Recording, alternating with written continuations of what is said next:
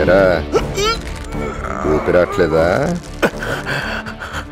చెప్పా కదా నీకు 360 డిగ్రీస్లో మృత్యుని చూపిస్తానని. అందుకే డీసీపీ గారు బయట సెక్యూరిటీ పెట్టాడు. నీ ఇంట్లో ఉన్న పని మనుషుల్లోనే కాదు, ఆడబెట్టిన సెక్యూరిటీలో కూడా నా మనుషులు ఉన్నారు. కిటికీ స్క్రూలు విప్పి లోపలికి రావచ్చని ఆ రోజు నువ్వు నన్ను డైవర్ట్ చేసిన, ఇప్పుడు నేను లోపలికి రావడానికి దారి చూపించావు. నువ్వు ఆ మున్నాగాడి ఎంట్రీ ఉంచి ఎగ్జిట్ మాత్రం డిలీట్ చేయించావు. కానీ ఆ డీసీపీ గారి లాగా నా ఎంట్రీ ఎగ్జిట్ రెండు డిలీట్ చేస్తాను.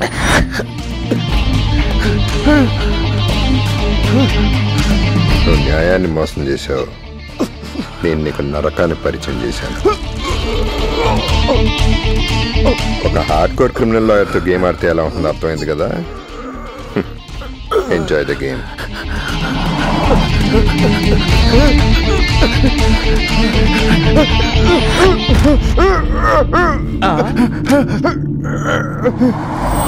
ఈడేంటి మిడ్ నైట్ బంగీ జంప్ చేస్తున్నాడేంటి? మందు కొట్టి హ్యాంగ్ ఓవర్ లో ఉండాల్సినవి ఈ ఫ్యాన్ కి హ్యాంగ్ అవుతున్నావేంటి? నీ దగ్గర చాలా సెకలు ఉన్నాయి, ఏమో అనుకున్నాను. నీ దుంప దగ్గర ఎవరిది? ఎవరు తలుపు కొడుతున్నారు? ఆడే అలా ఆయన వచ్చింటాడు. ఆడు మామూలుడు కాదు, ఆడికి టైం తెలియదు, ఎప్పుడు పడితే అప్పుడు వస్తుంటాడు. బాగున్నారు సార్. వచ్చారేంటి? మీరు వచ్చారేంటి? సార్ వచ్చారు కదా. అదేనాయా మీసాలు గడ్డాలు గన్నేసుకుని ఉంటాడు కదా, ఆడొస్తాడు కదా. మీరు వచ్చారేంటి? వెళ్ళండి వెళ్ళండి, ఎలాడుతున్నాడు లోపల.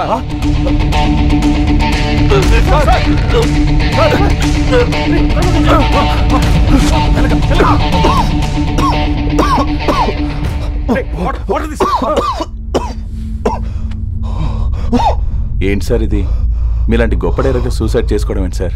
అబ్బో అబ్బో ఏమి యాక్ట్ చేస్తున్నారా?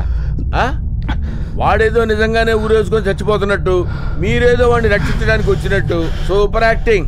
వాళ్ళంటే ఏదో బ్రెయిన్లెస్ పీపుల్, బాడీలు కండలు పెంచుకొని యాక్ట్ చేస్తున్నారు. నీకేం పోయే కాలం అయ్యా.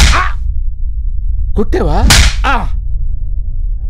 అబ్బో నిజంగానే కొట్టావు. ఎందుకు కొట్టావు? ఇది కల కాదు, నిజం. నిజమా? సరేనయ్యా, నిజమే నిజమని నేను అనుకుంటాను. నువ్వు ఊరేసుకోవాల్సిన అవసరం నీకేంటి? చచ్చిపోవాల్సిన అవసరం నీకేంటి? నువ్వు ఒక అద్భుతమైన డైరెక్టర్వి, నీకు బోల్డంత భవిష్యత్తు ఉంది. అంజలి కోసం నేనేం చేస్తున్నా నాకే తెలియట్లేదు. నా నుంచి నన్ను కాపాడుకోవడం కోసం ఈ సెక్యూరిటీ.